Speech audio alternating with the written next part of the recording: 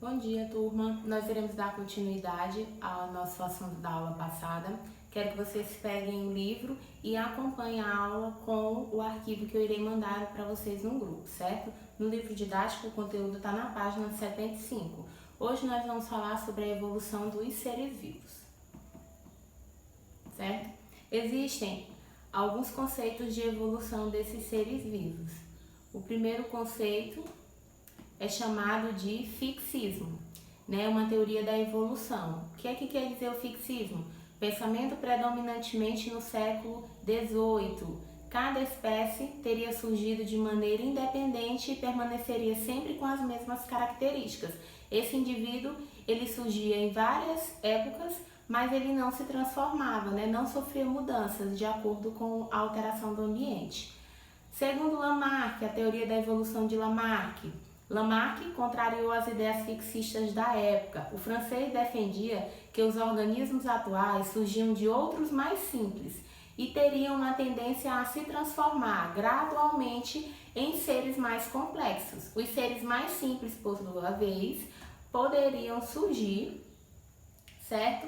Algumas características, ele iria conseguir se adaptar, né? Um ser mais simples, ele conseguiria se adaptar de acordo com a evolução ou alguma transformação ou mudança do ambiente. A geração espontânea, né, segundo Lamarck, a sua evolução seria de acordo com as necessidades internas do organismo. São dois mecanismos de transformação, né, chamado de lei do uso e desuso e a lei das heranças dos caracteres adquiridos. O que é que a lei do uso e do desuso afirma, né, segundo Lamarck? Que um órgão desenvolvia-se com o uso e atrofiava-se com o desuso. Assim, a língua comprida de um tamanduá ou de um camaleão teria se desenvolvido em respostas às suas necessidades alimentares e de uso do órgão. Ou seja, alguns cientistas afirmam que a cobra ela teria patas no início, né, há muito tempo atrás. Só que como ela não utilizava essas patas, eles se atrofiaram esses membros, certo? Então a lei do uso e do desuso, segundo Lamarck, ela afirma o quê? Que se o animal necessitar de um determinado órgão, ele vai se adaptar e ele vai desenvolver esse órgão para que ele sobreviva. Aí nós temos também, né, a lei da herança dos caracteres adquiridos. O que é que essa lei afirma, né? O que é que essa teoria diz? Que o caráter seria transmitido aos descendentes.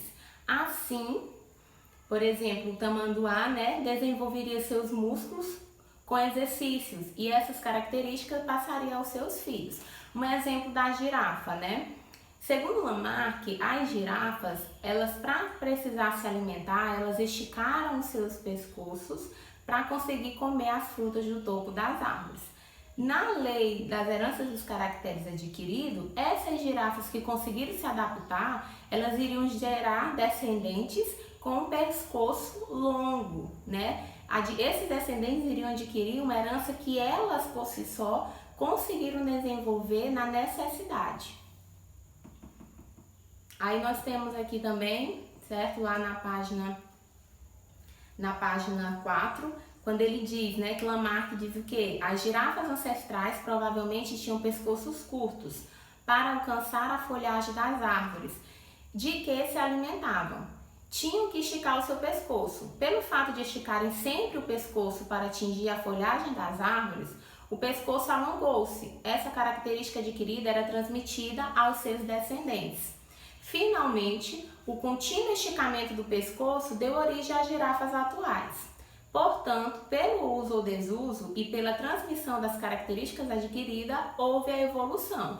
Então, Lamarck acreditava que essas girafas esticaram o seu pescoço durante os anos e essas características foram passadas de pai para filho. Fora Lamarck, nós temos Darwin, né, a teoria do darwinismo de evolução. O que é que Darwin acreditava? Que todos os organismos descendem com modificações de ancestrais comuns. A seleção natural atual sobre as variações individuais favorecem as mais aptas. Então, os princípios básicos de Darwin, né, para as ideias evolutivas da seleção natural. O que é que Darwin acreditava? que os indivíduos de uma mesma população não são idênticos, há variações em todos os caracteres. Mesmo que os organismos mantenham grande capacidade de reprodução, nem todos chegam à fase adulta. O tamanho das populações é constante ao longo das gerações, portanto, essa constância tem um preço, grande disputa pela vida entre os descendentes, porque poucos alcançaram a maturidade.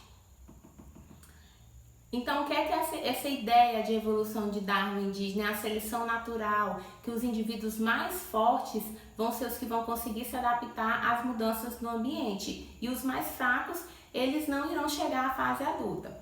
Também afirmam que a seleção natural, que aquele mais adaptado às variações do ambiente, tem mais chance de sobreviver e deixar descendentes com essas adaptações.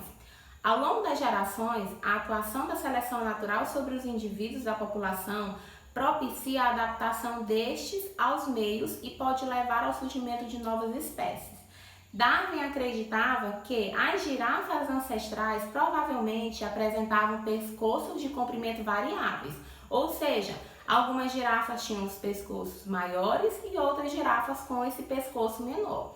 A competição e a seleção natural levaram à sobrevivência dos descendentes de pescoços longos, uma vez que estes conseguiam alimentar-se melhor do que as girafas de pescoço curto. Finalmente, apenas as girafas de pescoço longo sobreviveram à competição. Portanto, pela seleção natural ocorreu a evolução. Então, lá em Lamarck, né, que acreditava que essa evolução ela poderia acontecer de duas formas, repetindo, a lei do uso e do desuso. Esse animal ele ia desenvolver um órgão ou atrofiar esse órgão de acordo com a sua necessidade, ou a lei dos caracteres adquiridos. O animal que conseguiu se evoluir, ele irá transmitir essas características aos novos seres vivos, né, aos seus descendentes. Já Darwin, ele acredita que a evolução ela segue o caminho da seleção natural. Somente os animais mais fortes são aptos a sobreviver a determinadas mudanças no ambiente. Ok? Então, a seleção natural deve ser entendida como um processo natural. Nem Lamarck, nem Darwin conseguiram explicar como surgiu tal variação, nem como ocorria a transmissão das características hereditárias ao longo das gerações. Os conhecimentos de genética eram rudimentares na época e apesar do trabalho de Mendel sobre a lei das heranças terem sido divulgados, né, a lei das heranças desses caracteres, em 1865 só passou a ser considerado essencial na virada do século XX. Então esses cientistas por muito tempo eles tentaram desenvolver, né, afirmar como seria essa evolução dos seres vivos, como nós e os demais seres vivos conseguiram se adaptar a determinadas mudanças. Ok, turma? Para finalizar, vocês irão responder a atividade da página 77 até a página 79 do livro didático de vocês. Bons estudos e até nossa próxima aula.